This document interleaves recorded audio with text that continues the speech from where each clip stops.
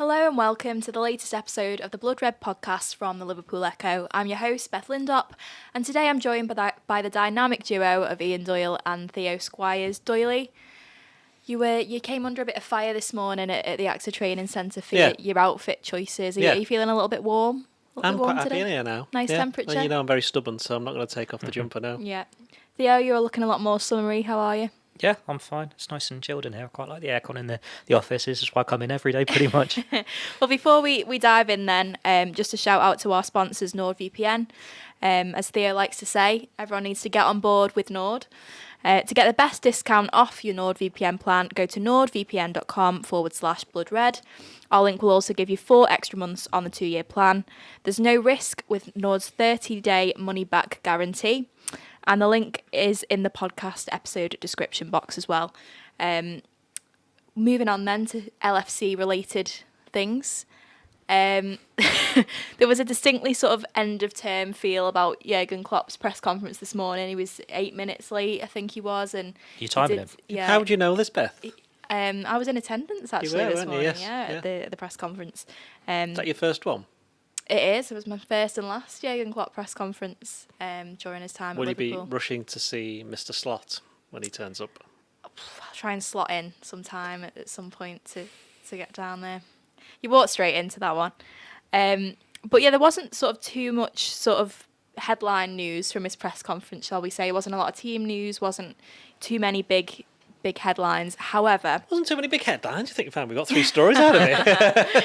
I think you'll find there were plenty of good headlines. It's only when I went on my lunch though I realised no one asked him about Diogo Jota, so we're no close to knowing if he's out for the season. Well, the thing is that they don't play for another 3 days anyway, so they could easily come back into training. Might see training pictures at some point. But there were several things that you said mentioned. Which one would you like to address first? So we're going to address Darwin Nunez first. I know it's obviously something that was discussed on the pod on Monday in relation to his Instagram deletion spree. Deleted images. Klopp was asked about, not specifically about the images, but about this being speculation over Darwin's future this morning, to which Klopp replied, there's been no speculation, it's all external, which is sort of what speculation is, isn't it? But we'll let him off, it's not his first language. And he sort of went on to say that, Darwin's obviously not too happy with his form at the moment, not happy with the chances that he's missed. However, a lot of the criticism he gets is because he's getting into really good positions, and overall that's a good thing. And what's your sort of thoughts on everything that Klopp said this morning, Theo, and where do you see that sort of, obviously he has no bearing over whether Darwin stays next season, I suppose, but do you see him still being at the club next season? Yeah, I think so. Obviously, it depends what happens with pre-season, the new manager coming in. Darwin's probably going to be playing at the Copa America, so they're going to have to wait a little while to have their first meeting. But all strikers go through poor form. They all miss chances, and as Klopp said, he creates so many chances that there's more scrutiny on it. If Liverpool hadn't dropped out the title race, hadn't been knocked out the FA Cup, hadn't been knocked out the Europa League, and he was missing those chances, but Salah was scoring every week, it's not as much of a conversation. I don't think all the stuff on Instagram was him going, right, that's me, I'm off. Since then, he has put something up from his holidays, hasn't he? He's limited the comments on it, so we can maybe assume that it is to do with online abuse. And it's always strange for me when you see Nunez getting that abuse, because obviously we're at Anfield every other week, and he's still adored by the supporters. No matter what he does, they're loudly cheering his name. We've seen him do some amazing things on the pitch, score some wonderful goals, and then miss some chances that you'd expect to score yourself, never mind an £85 million striker. But he's still young, and he's always been this raw player of when he's on form, everything goes for him. When he's off form, it's pretty bad. He's not the first player to be like that. You won't be the last. Joe Rimmer did a piece yesterday, I think, looking at all the strikers that Slot's worked with before and how under Slot they seem to find this next level in front of goal. So fingers crossed it can be a history repeating itself. But you're 2 years in, and while he was a Jurgen Klopp signing, Darwin Nunez, he's still shown enough to show that he deserves a future at the club. He's still so young. He's got a good return in terms of 18 goals, 13 assists. If you'd offered that at the start of the season, you're really happy with that. It's just because of the way the last 6 weeks have gone, it's not quite as sweet as it should be. Yeah, and Theo mentioned there, Doyley, the piece that Joe wrote about strikers seeming to explode under Arne Slot. Is that something that you can envision happening with Nunez, or do you think this slightly raw, incomplete player is what Liverpool are going to contend with going forward? In answer to your question, I have absolutely no idea. However, we did talk about Nunez on Monday, was it? Monday, yeah, yep. Monday. Bank holiday. And that's right. And I then wrote something a bit after that, actually talking about, if you look at Liverpool when they've signed strikers who've kind of failed, you think of Balotelli, you think of Benteke. I mean, a failure is, subjective. You'd say Balotelli was a failure, full stop. I wouldn't necessarily say Benteke was one. Just didn't suit the style. Yeah, exactly, yeah. So, and you've also got Andy Carroll. You're going back to someone like Stan Collymore. You're going back to Dean Saunders. None of these players made it into a third season. Liverpool, after 2 years, went, right, that's enough. And I think they have obviously now reached this point with Nunez. But, of course, the big difference is that it's a new manager coming in. So that's the great unknown, because we don't know. We don't know what he's gonna do. I mean, technically speaking, we don't even know it's going to be Slot, even though we all know it is going to be Slot. But I think they're just going to have to wait and see. And I think for him, that he's going to be going away, you mentioned, to the Copa America, probably help, to be honest. Allows him to go off. And I think Uruguay, he's had a good season with them, hasn't he? Because he had big goals. He's kept all of his Uruguay photos up, hasn't he? On yeah, Instagram, well, he would do, wouldn't he? Yeah, he's always going to be a Uruguay player, isn't he? And I don't think the Uruguayan fans, certainly at the moment, are going to be that abusive of him as, say some Liverpool supporters have been, clearly, which is why, as Theo said, he deleted the images in the first place. Well, that was quite funny, though, was when Klopp said today, yeah, Nunez is very, very much like Klopp's example of a glass half full rather than empty. He said, Nunez's problem is that he keeps getting into all these really good positions to miss the chances. Like, well, actually, no, his problem is that he doesn't convert them. It's like, it's which way do you want to look at it? So, obviously, Klopp's not going to say anything too negative about the player. And he did get asked about speculation. I think what his answer there was, but we're not talking about it.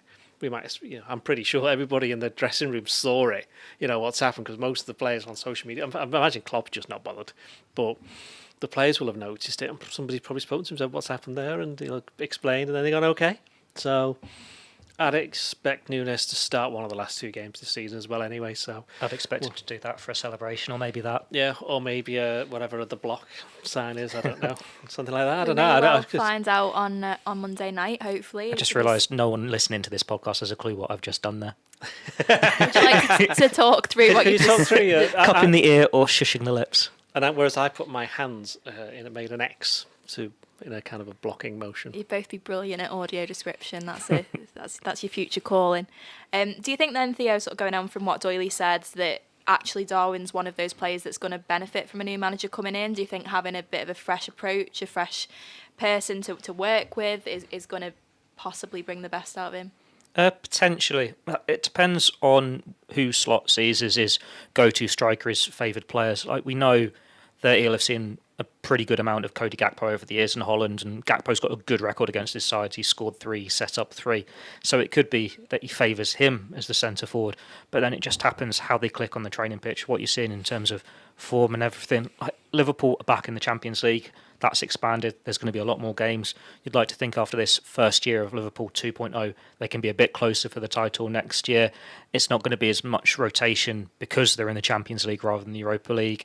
And FA Cup, your League Cup is maybe not as much of a priority there. So they're going to have to manage the squad carefully and still be right for it. It's not going to be, you are the centre forward, you are starting every week. It's going to have to be, get your opportunity, take your opportunity, score some goals. The pressure could be off Nunez in terms of if Gakpo's there, if he's doing well, as he has been the last couple of weeks. It's not all on his shoulders. If Salah comes back and he's at a good level, as we've seen last week against Spurs, the pressure's off there. Sometimes it just helps to have new ideas, a fresh face there, guiding you through. And if it's Liverpool, at times they haven't played to Nunez's strength. Like, we know he's offside a lot, and passes sometimes they take a little bit too long to get to him. Or he's forced out wide, he tries to cut in, head down, shot gets blocked. Maybe it just needs that fresh start in the summer. But we saw that last year as well, didn't we? Like, he had a poor finish to last season, didn't start much, didn't score much, and there were doubts about his future there. Had a good pre-season, didn't start the season first choice, but he comes on against Newcastle, scores those 2 goals, and then he didn't look back. It's only when he gets to the March international break, carrying an injury, having had an injury against Brentford a couple of weeks earlier, that it started to unravel for him. My worry is that he's ended 2 seasons poorly. That's my big worry about it. Forget all the chances and this, that and the other, because you can score them. But it is a concern going forward that he doesn't seem to be able to manage a full season.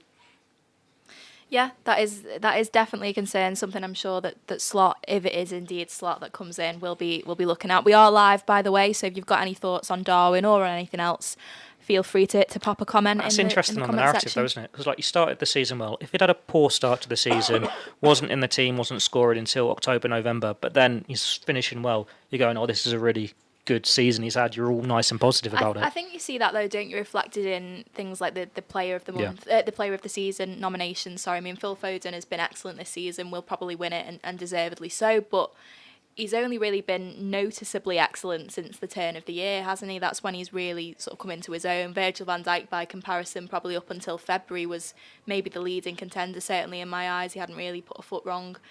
And then obviously the last few months haven't gone particularly well for Liverpool, even though Virgil's levels haven't massively dropped. I think, he's throw Salah in that conversation too. Yeah, exactly. Salah, when he goes off to AFCON, he was, being talked about in that conversation as well. So, and Cole Palmer the same. I know he's had a decent sort of first half of the season for Chelsea, but it got better. It's been a lot better in the second half, and I think that's what you see, isn't it? Sometimes it is just nobody ever remembers bias. the first half. That's what we were talking about on Monday.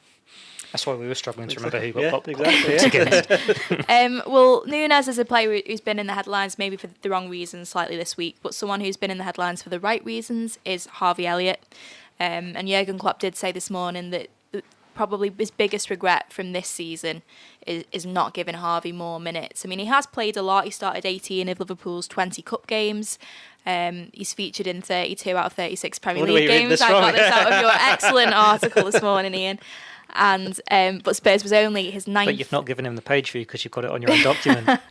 Spurs was his ninth Premier League start, which still, consider he's 20, 21 years old. That's 21. That's not too shabby, but it obviously points to the fact he has been more of a sub this season. What did you make of Jurgen's comments about that this morning? Before that, anybody who wears glasses, how do you get them clean? I've just managed to clean mine and made them worse. So it's a good thing you have a jumper. I've only had them for 42 years, not these pair, obviously. If you've got any tips for Ian, just whack them in the comments. You'd think I'd have learned after 42 years wearing them. Not just this pair, by the way. Harvey. I mean, he's only started 9 league games, which is... I think that's what Klopp was getting at. I think he thought he probably, in retrospect, should have played him more. And let's be perfectly honest, Szoboszlai less in some games. I think that's what he was saying. I think, obviously, Szoboszlai had done really well in the first half of the season, and we don't really need to talk about him too much because no one remembers it's the tough. First half of the season. And it's tough coming into the Premier League, especially in that kind of position in a Klopp midfield, and somehow you're still challenging for the title. So, and he got the injury as well. So there's all of those things. But Elliott doesn't get injured. I think he's, as you mentioned, he's featured in nearly all of the games, full stop. I think he's only missed 4 or 5 in terms of not getting on. And he can play in a couple of positions. I know he played on the left of the midfield 3 at least once. That was at Brighton, didn't play well. I think they haven't really gone back to that one again. If they have, it was very briefly. Right of midfield is now his position, I think. He's not really a winger as such, although Klopp did mention that he'd done very well when Salah was out, although he did only play a couple of games, I think, because they tried Gakpo there, tried Diaz there, I think. I wonder if he's thinking more like, the West Ham League Cup game, because he was superb that night. That's right. But in January, he didn't really get that much of a look in. But overall, I think Klopp's right. Harvey should have had more minutes. I think when he's played, you look at the amount of times that he hasn't done well, it's far, far outweighed by the amount of times that he does. And you saw his performance against Tottenham last Sunday, which we spoke about on Monday, and it's everything about him. The other players, ever since he came in, the other players just love him, and they've got a lot of trust in him. I've always said this, and Salah in particular, because he's kind of Klopp mentioned the relationship between Salah and Trent and Harvey on that right, and that was a big strength, and that's something that perhaps Liverpool might look at next season. Depends what Slot wants to do. If he's the manager, of course, he might put Trent in midfield. You don't know, but the thing is with Elliott is that he's got himself now this position, and I think he should be playing more next season. And Klopp also got asked by James Pearce, formerly a peer, about should he go to the Euros, and Klopp's like, look, I'm not saying anything on this, and then proceeded to say something on it, like he does. But I can understand why he said it. He says, look, I don't want to say something, and then someone says, well, he shouldn't go to it because this, and this, and this. But I wouldn't expect him to go to the Euros, no, but I would expect him to be playing a lot more for Liverpool next season in terms of starting league games.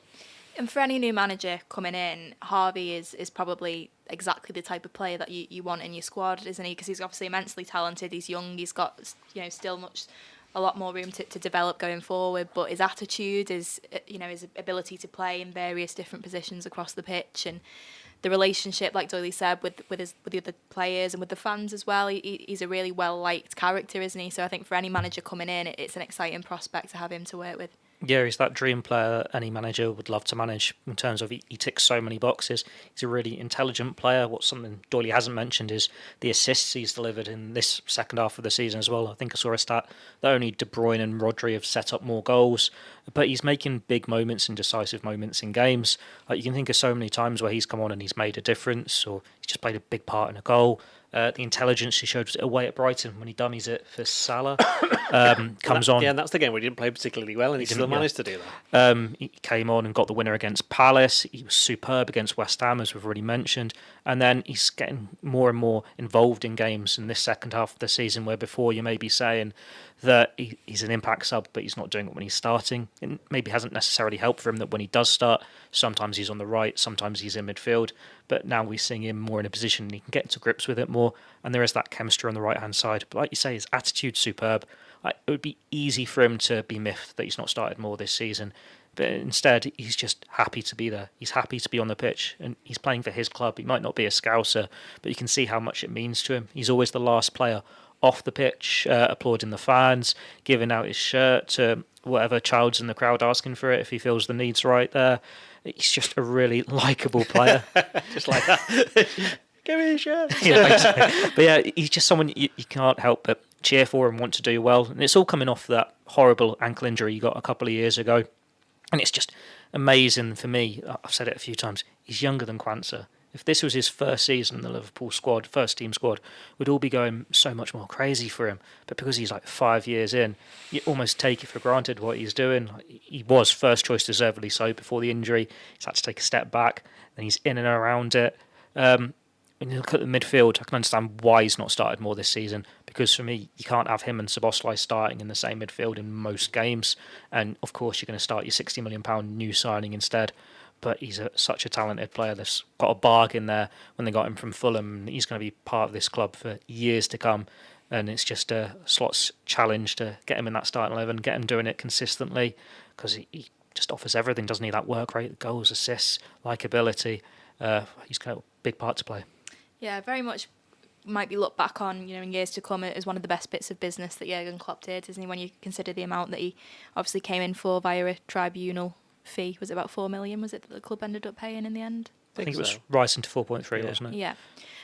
Someone else he got asked about this morning, the manager, was Cody Gakpo. Obviously has had a little bit of a return to form in recent weeks, which has been really good to see. Doyle, do you think he'll be someone who'll benefit from a new manager coming in as well? Just going back to Harvey Elliott for a second, obviously I can't really comment on this, but what do you make of his haircut? Needs some work, I feel, but better than his first better one. than his initial one, yeah. So you'd say it kind of mirrors his career. His Liverpool career. It's on an upward trajectory, yeah. My partner calls him Noodlehead. Wow. Well, can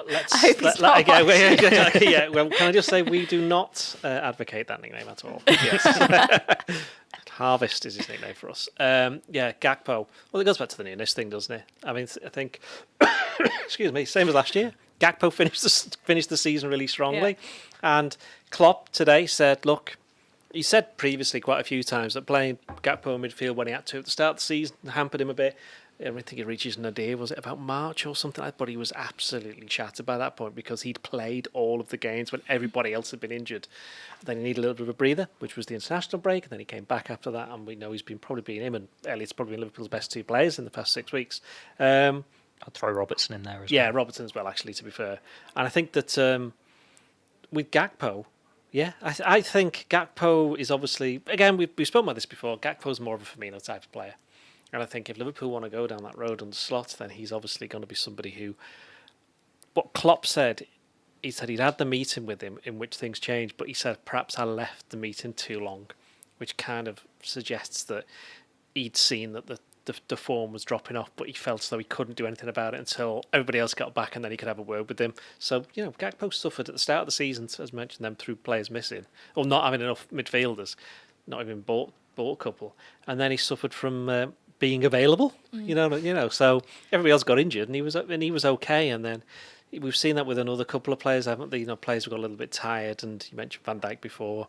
I think that affected him a little bit as well. And you could argue Harvey. And I was going to say Harvey a little bit, but he never really started all of the games, whereas Gakpo did start a lot. So overall, Gakpo... That's the pattern here, isn't it? The players who haven't started much are the ones finishing strongly. Yeah. I thought it was interesting, though, because Klopp, in that answer about Gakpo this morning, I think he used the words he stepped up after they'd had that meeting, which, you do wonder as well, did he say anything to him attitude-wise, or did he say anything about... Wouldn't be attitude. Not attitude in terms of not applying himself. So how did you say that? As in... I don't know, but he did say he stepped up after he'd had that meeting. So I thought that was quite an interesting comment. That's a good man of management then, getting him in at the right time, having a conversation that's made the difference. I think what we have been able to see in Gakpo is earlier in the season, gets the injury against Tottenham, struggles to get back to his form, and then when he's playing up front, he looks a bit anonymous, and you question whether he can be that central option at all, or he needs to play on the left wing. But then you've got Diaz there, Jota can do a job, Nunez can do a job. You think, how does he fit into this Liverpool team? It's like they've taken a step back to get him forward again, to get him back into form. First, they put him on the left wing. Like he played there, was it against Fulham, and he did really well in that game. But then against Tottenham, he was down the middle, and it was great. We saw that false nine, what he's good at in that game, dropping deep into midfield, holding off players, the strength, the dribbling ability, and he can still pick out the pass to the players either side of him. It's just giving him that confidence back, reminding him of what he's good at. We don't know what's been said behind closed doors. It's understandable why he's had his down points this season in terms of having the injury, struggling to get back in. Nunez was in the form of his life at that time, and then just not getting a consistent run of games, not getting a consistent position. But now it's all going his way, isn't he? He's had a little boy as well, so he's got a smile on his face. He's scoring for the little lad last week. Hopefully this strong finish to the season can continue, and then, like I said earlier, he's got a good record against Slot. You'd like to think he can get the best out of him all as well, and it'll be like when Klopp had Firmino in the first place. Someone they'd played against a lot, and he's, I can't believe they got him. He's such a good player. I'm so looking forward to working with him. Maybe history can repeat itself there. I think what people sometimes forget as well is that Liverpool play with three forwards. And I know it sounds obvious that we see them every week, but how many other teams play with three forwards? I'll just leave that one there for a second. They play three out-and-out forwards. It depends what you count as an out-and-out forward. You would say all City of them. don't. You would, City. Do United? No. Do Newcastle? No. Do Arsenal? They definitely don't. So it's like a Villa. Do Villa might possibly. Tottenham could, but they don't always. Yeah, they could do Son. Yeah, they could Werner, do. Richarlison. So, but my point being, Liverpool always play with three forwards. They always play with three forwards, and it's to do with combinations. And I remember in the summer last year, Gakpo and Jota formed a really good partnership, and they were trying things out in the friendly games, and that was one, and we just haven't really been able to see it for various reasons. So, I do think there is a certain amount of that. It's like we know Salah and Nunez like playing together. We know that Diaz, if Diaz wouldn't have been playing if it's Jota and Gakpo, but yet Diaz plays nearly all the games. So it's like, what is the best combination? And I think that's what will be happening in the summer, depending on who's still around. They'll try and work out what the best way to go is. I think the big takeaway from this then is that Nunez should just play the first half of the season and then swap him out for Gakpo at Christmas, and he finishes the season strongly. Someone else who has been getting some praise from the manager this morning was Jurgen Quansah. Obviously, he's come in for a lot of plaudits for his performance last week, and rightly so. He was excellent, certainly for sort of the first 60, 70 minutes that tackle on against Tottenham. That's the one that stands out, isn't it? Yeah, it was Van Dijk who's lost his way a bit in the last 20 minutes. Yeah, and Klopp was asked about the performance from Quansah last week, and also the comparison between him and Ibrahima Konate, because he does seem to now have displaced Konate in the starting lineup, and at this moment in time is probably Liverpool's second choice centre back behind only Van Dijk. He was asked if that was sort of an injury thing, if it was managing Konate obviously coming back from an injury, and he just sort of said it's whoever looks best in the moment. Jurel's training well, and that's why he's in the team. What did you make of those comments, Theo? Not really a surprise. Like we've had this conversation a few times on this podcast, where Doyley's theorised that he has overtaken Konate in the pecking order because he's played a number of those big games. Like we know Konate's injury record; it's rare that he starts 2-3 games in a row. He got that injury before the March international break, and he hasn't looked the same since. when Quansah is doing well, even off the back of that United mistake, it makes sense to go with him to get that rhythm there, to reward the player who's playing well, who at the start of the season never played a Premier League game before. Like Liverpool had a job to do even when they dropped out of the title race, and that was to make sure they got back in the top four to finish the season strongly. And you go with your informed players there who aren't burnt out. One player I'd say is a bit hard done by is Joe Gomez, because he's done so well at fullback this season, but he's almost been completely forgotten as a centre-back as a result. Like before, Konate's not playing well, okay, we'll turn to Joe Gomez, but now Quansah's there, deservedly so, and he's making the most of that. But you can't really debate the pecking order now because there's a new manager coming in. Like Liverpool have always gone through these phases of, right, Van Dijk, his first choice. Can't say that easily, can I? Van Dijk's first choice, and then the partners rotate depending on who gets injured or who's in form. Like Matip, Lovren, Gomez, they all had those periods of injuries. Konate has too. With Quansah, he's not had that injury, so it does come down to more form at this point. And a new manager, you might really like Joe Gomez, or Konate has a good pre-season, stays clear of injury, he's back in there again. One thing you can take away is they're 4 very good options. Assuming Joel Matip goes on, they probably need a 5th one to come in just to complement it nicely.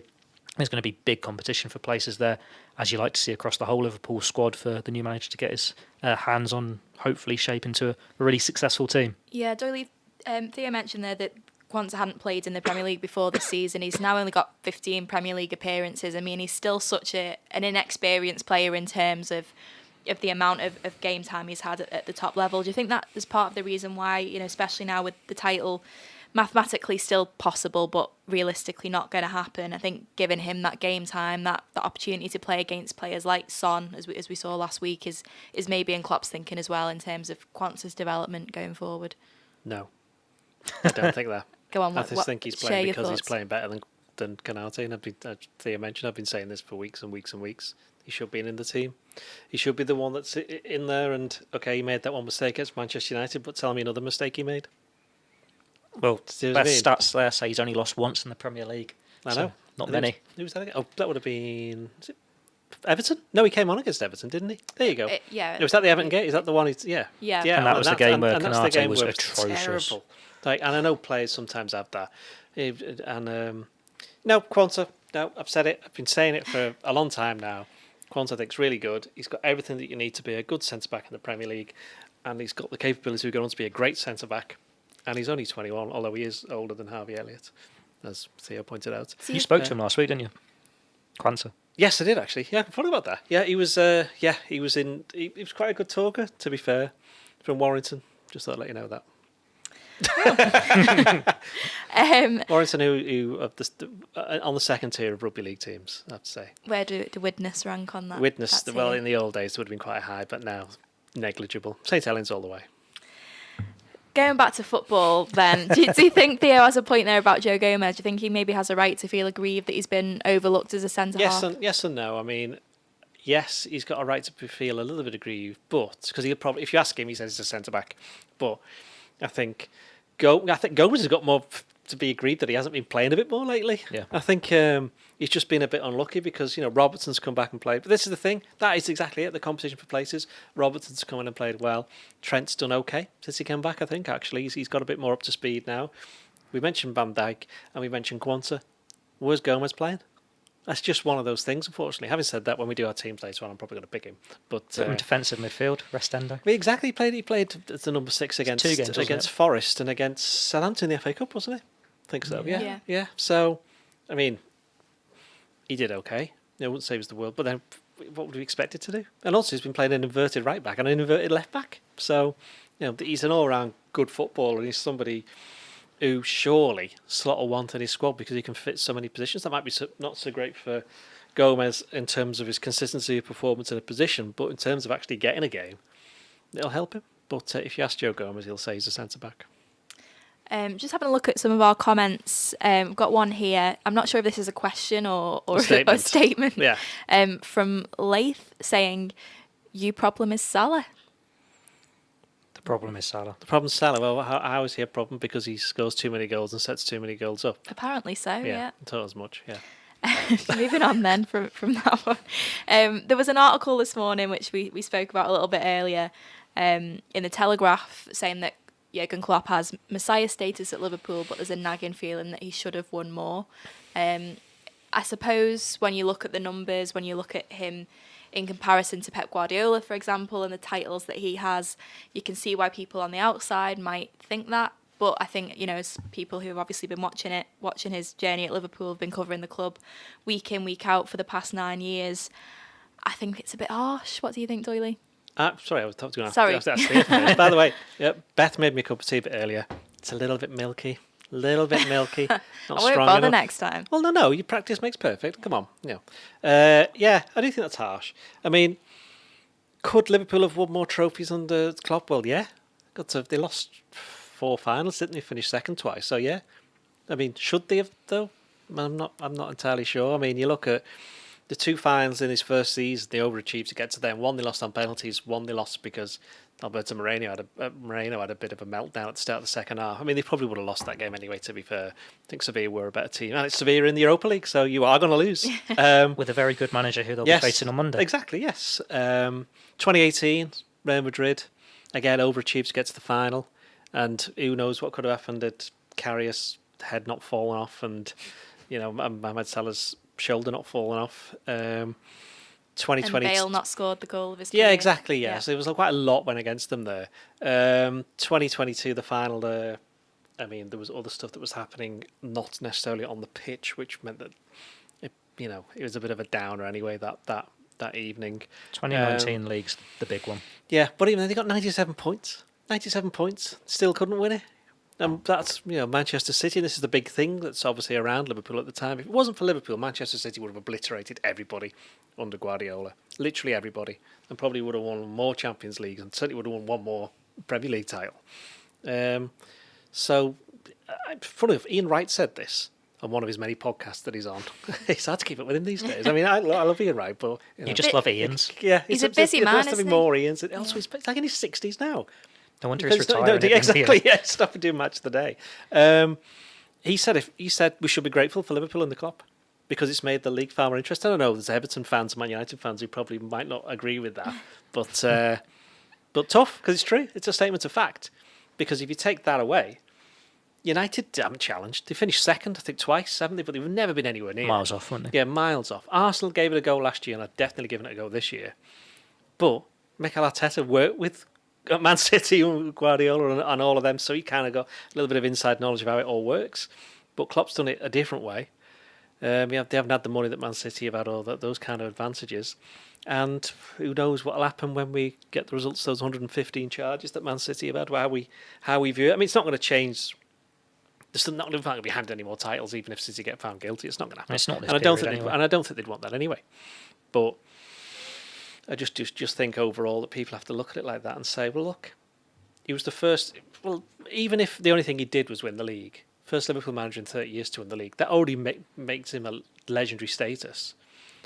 But he also won a European Cup, won 2 League Cups, won an FA Cup, and they won the Club World Cup for the first time as well. And of course, got these ridiculous points tallies, in which if you're a match going supporter, you'll have seen them win loads of games, and I think people forget that. You might not have won a trophy at the end of it, but you've seen how many times have you gone home and gone, wow, that was great. We've won. That kind of thing. Yeah. So I do think that people overlook. I think he's got the highest win percentage of any Liverpool manager ever. So you don't get a trophy for that, but if you're paying your hard-earned to go and watch a game of football and you end up usually winning, that kind of makes the day a bit better. Yeah, I mean, I'm sure there'll be some United fans, Theo, who maybe at the end of this season will argue that, Liverpool are likely going to finish in 3rd place with the League Cup, which is exactly where they finished up last season. But I think, like Doyley said, I think that's a really important point and explains why Klopp is viewed like a messiah on Merseyside, is because, it's not just about trophies for match-going supporters or, if you're a fan and you're investing in every single game week in, week out. He's brought so much joy that maybe hasn't translated into lots and lots and lots of tangible rewards, but in terms of week in, week out, being at games and the success that he's brought and the amazing sort of journey that he's taken the club on, that's something that can't really be measured by trophies or things like that, isn't it? Well, he's built the best Liverpool team of my lifetime, of your lifetime. Doyle will have to tell us how it compares to the great teams of the 80s. Because I'd imagine... At least you didn't say 80s. 70s then. I've been kind. I'd imagine 87, 88 under Dalglish pushes it pretty close. And it's just a shame they never got the chance to do it on the European stage. But the team we've seen, it's been amazing. Like, it's only when you've had these 2-3 years out of the Firmino, Mane, Salah era that you can appreciate just how special that team was at its peak. Like, they should have won the league with, 97 points, when it's only a goal line clearance from John Stones, and if Salah's legs are closed, it still goes in off his shin. Liverpool get that goal that wins the league. Like, you can look at 21-22 when they were playing catch up and they just didn't get the win at the Etihad or things like this, but that was peak Liverpool under Klopp, and it was such a good team. And that insane unbeaten run to only lose once, go all the way in the Champions League, all these amazing nights that no one will ever forget. It was just such a great team. They picked up at one point 103 out of 105 possible Exactly. points. I mean, that is obscene, isn't it? It's obscene. Even Manchester City haven't managed to do that in that amount of time. And the fact that within 3 years he'd turned a team that wasn't qualifying for the Champions League, they were nowhere near getting into the Champions League. They looked like they were going backwards into that is incredible. And yeah, they spent money on some considerable signings like Alisson, Van Dijk, Fabinho, Salah, Mane, but it still takes a good manager to bring it all together. It doesn't matter if you're spending lots of money on players, it can fall apart. Look at Chelsea, look at Sancho at Manchester United. You have to have the right fit with the right manager, and that's what he's done. He clicked with the Liverpool fans from day one, won them over with all those amazing sound bites, and there has been that real connection there. And these are times that everyone is going to cherish, and you're just looking at what comes next. Can the next manager do that? But this has been a slow burner for looking for that next generation, that Liverpool 2.0 with the next players coming in. This has been a great era, and you just want the next one to be as good. City, it's always hard because they're a machine. They're inevitable. Arsenal will have their best Premier League season for 20 years this season, and I'm still saying City will probably win the league. They won't do enough to do it, and it's not as impressive as it was when it was Liverpool in 18-19. City are just that incredible that you have to be at your very, very best and hope they drop off to get anywhere near taking it off them. And thankfully, Liverpool did land a couple of blows in this amazing period under Jurgen Klopp. Can I just say that City, in terms of their on the pitch, they won those titles fair and square. Yeah, It's not. They were the players weren't accused of doing anything untoward. The manager wasn't. It's just obviously the whole model that they work within that's given them the opportunity to bring in these people. And I think that's why, if anything happens to City further down the line, these titles and these trophies aren't going to be given handed back. And I don't think anybody wants that to happen anyway. But I just think it would just underline exactly why Klopp didn't underachieve, as some people have said. In fact, he's overachieved. Well, Klopp and Guardiola have said each other made their sides so good. They didn't have Liverpool as competition. They didn't have Man City as competition. They wouldn't have been able to go to those superhuman strengths. And the fact that Liverpool's point total this year would have been enough to win the league in a number of years when United were great, but now you have to be almost perfect. They've completely changed the game. I think that's the thing, isn't it? I think Manchester City have completely changed the goalposts of what you need to be a title-winning team. I mean, we were speaking early on about They've corrupted perceptions. about Leicester City. They win the title with 81 points. Obviously, a tremendous story, but that year 72 points would have been enough to win the league, which now, you could never imagine that tally being that low for you to win the league. United's treble winning team, obviously one of the greatest teams ever, won the league with 79 points. Manchester City have moved the goalposts, and unfortunately I think Liverpool have paid the price for that a little bit. But moving on then to this week, because Jurgen Klopp's farewell tour is coming to an end now, and it's his last away game, his penultimate game. He likes that word now. He does doesn't now, he? he knows what it means, yeah. Away to Maybe Aston doesn't know Villa. what speculation means. No. to Aston Villa on Monday night. Theo, Klopp was very complimentary this morning about Villa, about Unai Emery and the job that he's done as a manager. I thought it was quite nice when he said, sometimes people haven't always given him time. I think that was probably a little dig at Arsenal there, wasn't it? In terms of obviously it didn't really work out for him, did it, in North London? But now he's turned Villa into a real force, and obviously last night was a disappointing one for them going out of Europe. But how impressed have you been by their season? Yeah, very impressed. Like, anyone would have said if they're in top four contention, they're going to drop off. Like, having to go into Europe and get into a semi-final as well, it seems inevitable that there will be a drop-off, that they won't last the distance. We've seen that with Brighton this year, in the Europa League, and they'll be finishing, bottom half of the table. Whereas Villa have gone all the way. They've got some really good players, and he's got these next levels out of some of them. Just get that added consistency. The fact that they look now pretty certain to get a top 4 finish, that's incredible. It was only 2018, they were losing playoff final, weren't they? This has been a really quick turnaround from them. And obviously, Liverpool point of view, we all had that one eye on Aston Villa when Steven Gerrard was in charge, and they weren't anywhere near this level. Maybe there's a little bit of luck there in terms of the players Gerrard brought in. There were injuries like Diego Carlos, and so he had to play Tyrone Mings, whereas Doyle loves to point out which player has been injured this year and hasn't had to play for Villa, and that's when they get all the form. It's Tyrone Mings, but he has still put... I never said that. You've said that before about Tyrone. I didn't necessarily pick on him, but I maybe not as brutally as I just put it. Yeah, you don't 2 foot on my behalf. I can do that myself, thank you. But yeah, it is a really good Aston Villa side that people like to watch, and they've been underdogs this year. They've gone the distance. They deserve to be in the top 4. It's a bit unfortunate for them. They're not in a European final because that should have been the highlight of their season. But when they've got the potential of Champions League football, I suppose that's the realistic aim for them now, isn't it? You aim for those millions, what it can mean for you in the long term, rather than doing the West Ham, getting a trophy and then just dropping off in a couple of years when you don't qualify again. Be interesting to see what they actually do next year, though, because with this new model, when you have to play 2 teams from every pot and you're going to play some big teams as a result, can they even get out of that group stage? But what can you do with the money you're getting from that?